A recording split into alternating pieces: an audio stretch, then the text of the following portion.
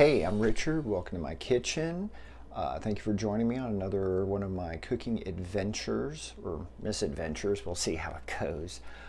Today it is a rainy tropical storm Sunday here in Florida. On days like this where you're kind of stuck inside and it's all rainy and kind of gray and depressing outside, it's good to kind of maybe do something to lift your spirits, make yourself feel a little better, do something a little creative. So I thought it'd be fun to maybe make some banana bread to kind of warm the house, make it smell good, maybe cut the gloom a little bit. Sounds good, right? All right. So this is a recipe that I found that's pretty simple, pretty easy to do. Now with banana bread, there are a zillion different ways to do it. If you go look online, you're going to find tons of recipes. So this is one that I'm partial to just because it's kind of easy and doesn't take a lot of effort. That's always good. So real quick, I'll post the ingredients down in the comment area below the video here, but let me go over them real quick. Of course, you need a couple of overripe bananas. These are probably could go a little bit longer, but because I want to cook today, they're gonna work. A lot of people will buy bananas not to eat them, but just to let them go bad so they can make banana bread. You're also going to need some baking soda, not baking powder. You will know the difference if you screw that up. A little salt. We got sugar, vanilla extract, some butter. You can use salted or unsalted. If you use salted, you don't need to add as much salt. Makes sense? I'm going to get a little crazy, throw in some chopped walnuts because that's what my partner likes. She's behind the camera. Say hi, partner. Hi. And of course, we're going to need some wine. That's for me, not for the recipe. And then we're going to need flour, and this is about 1.5 cups of flour. However, the recipe calls for all-purpose flour, which is just kind of like a generic white flour. It's fine. What I like to do though is throw in a little bit of whole wheat flour. This is about 1 cup of all-purpose and then 1/2 cup of whole wheat. Why whole wheat? Because I think it adds a little something to the flavor, and it fools me into thinking that I'm eating healthier when I'm probably not. All right, so let's get started mashing this up. Okay, so first thing we're going to do is we're going to peel these bananas and mash them up. And this is probably the most fun part of the recipe. And what I'm going to end up doing with these banana peels is burying them next to my rose bush because the roses love potassium. All right, so we've got the bananas in here. I'm going to mash them up a little bit. These are actually softer than I expected them to be, which is very cool. Got a nice little mash going there. We've got the butter melted. Again, this is about 1/3 cup of butter. I just melted it in the microwave because that's quick and easy. Put that in the sink. And we're gonna mash this up pretty good here.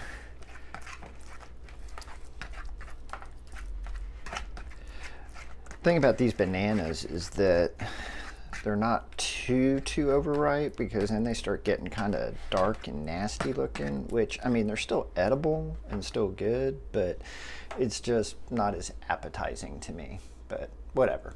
Okay, so now we got to add some dry ingredients. All right, so now we're going to add about 1 teaspoon of baking soda. You can use measuring cups, whatever, but I like to eye it because I live dangerously.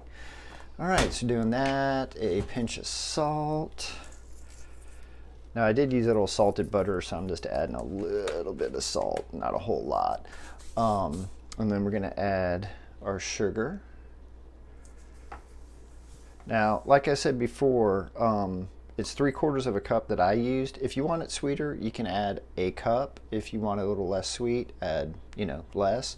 The other interesting thing is that you can also use applesauce. Applesauce is kind of interesting. I made it with applesauce once, and it was interesting. because it's me, I forgot we need an egg too. So we're gonna throw an egg in here. It's best that you probably stir it up before you put it in, but again, I live dangerously. So we're gonna get that in there, mix it up real good.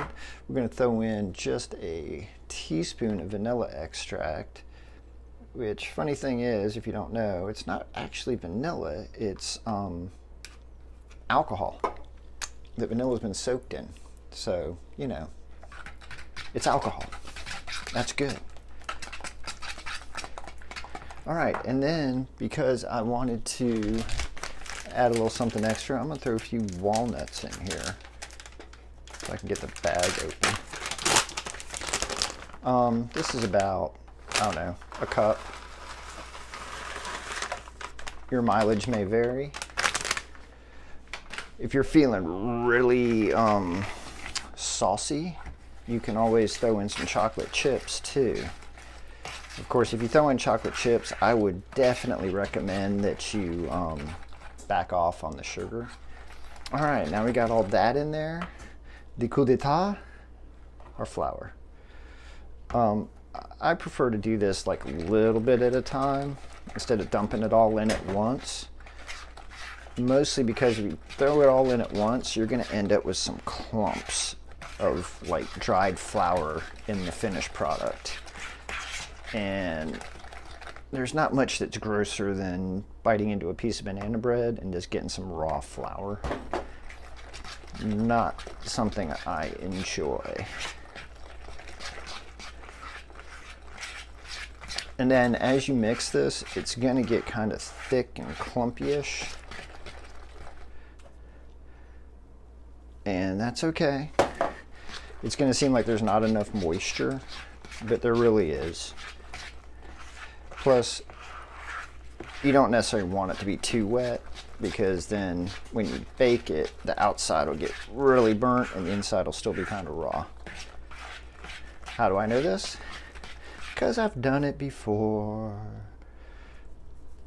There we go. So, go ahead and get this all mixed up. You can see how it's getting really thick here. And yeah, you can use a spoon. I even got one out, but this is working just fine. There you go. Now you can really see it clumping up here. Try to scrape that good stuff off the sides. You can see how it's pretty much soaked up the moisture here. Ha-ha. And the oven just beeped. Is that good timing or what? God, I'm good. I amaze myself sometimes. Okay, so now we got everything mixed up. We're letting it sit for just a moment. Now you need your loaf pan. This is a nice ceramic pan. I like it a lot. It's got a little weight, but this stuff's gonna be sticky. So I usually wipe the inside down with a little bit of oil. I'm using canola oil. You can use olive oil. Hell, you can use avocado oil. Or if you're, again, don't care about your cholesterol or anything, you could always use butter. Melt a little butter, get like a stick of butter, let it soften up and wipe it in there. All right, so now we're gonna load this baby up. And again, it is so ridiculously thick and sticky.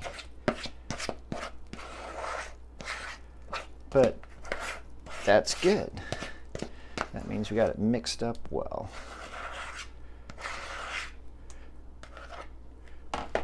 And yes, this is one of those things that if you grew up around the same time I did, I'm Generation X, you probably licked the bowl afterwards. And you still can if you want. I won't tell your mom. All right.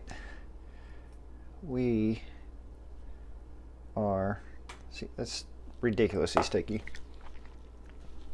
And there we go. So now we're going to put this in the oven.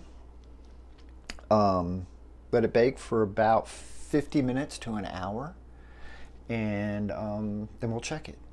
And what we're going to do is we're going to check it with a toothpick in the center. If it comes out clean, it's good to go. If it's still a little, got some stuff sticking to it, we're going to let it cook a little longer. However, I do have a couple of tips about the oven. So a couple of things about ovens, which you may know, you may not know. First of all, ovens do not heat evenly. So that means that the digital display that you have on it isn't going to be accurate. So when you set it for, like, say, in this instance, I set it for 350. A few minutes ago, it beeped saying, hey, I'm at 350.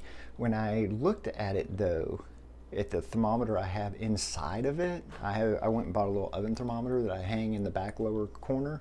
It was only at 300. So part of the oven, you know, heat rises, so the top is going to be hotter than the bottom. So I usually wait, using my oven thermometer, and wait until that says 350, then I know the entire oven is warm. The other thing to keep in mind is that the back of the oven is going to be warmer than the front of the oven. Why, do you ask? Because of the door. It's just like your refrigerator. The back lower shelves are going to be colder than the upper front shelves. Same thing with the oven. The back is going to be warmer than the front. So in this instance, I'm going to bake this for, say, an hour. At the 30-minute mark, I'm going to turn it.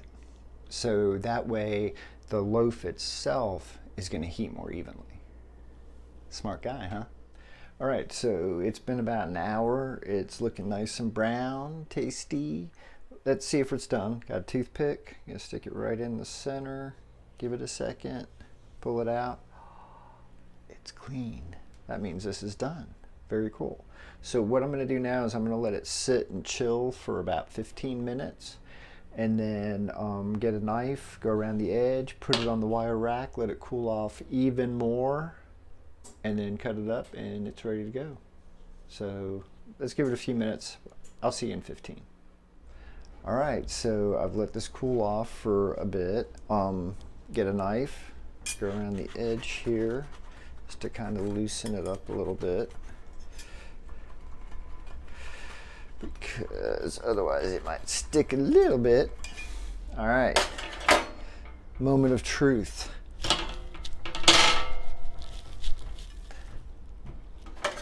Wait a second.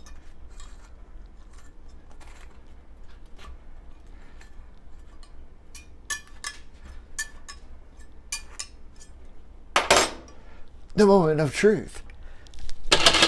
Got it that time. All right. Oh, and look at that. It is a thing of beauty. Is it not? All right, so we're going to let it cool off just a little bit more, and then we'll cut it open, and I'm going to enjoy it. You can watch me.